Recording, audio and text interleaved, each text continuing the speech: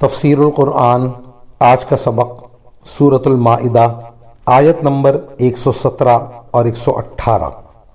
اعوذ باللہ من الشیطان الرجیم، بسم اللہ الرحمن الرحیم۔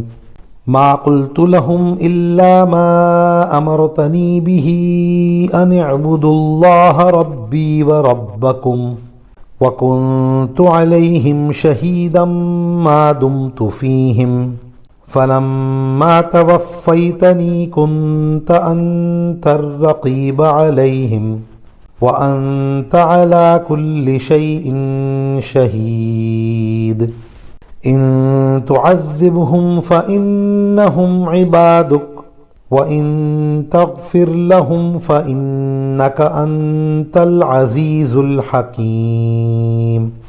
ترجمہ: میں نے ان لوگوں سے اس کے سوا کوئی بات نہیں کہی جس کا آپ نے مجھے حکم دیا تھا، اور وہ یہ کہ اللہ کی عبادت کرو جو میرا بھی پروردگار ہے اور تمہارا بھی پروردگار، اور جب تک میں ان کے درمیان موجود رہا میں ان کے حالات سے واقف رہا۔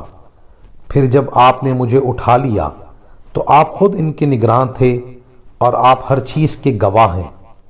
اگر آپ ان کو سزا دیں تو یہ آپ کے بندے ہیں ہی، اور اگر آپ انہیں معاف فرما دیں تو یقیناً آپ کا اقتدار بھی کامل ہے، حکمت بھی کامل۔ وآخر دعوانا ان الحمد للہ رب العالمین۔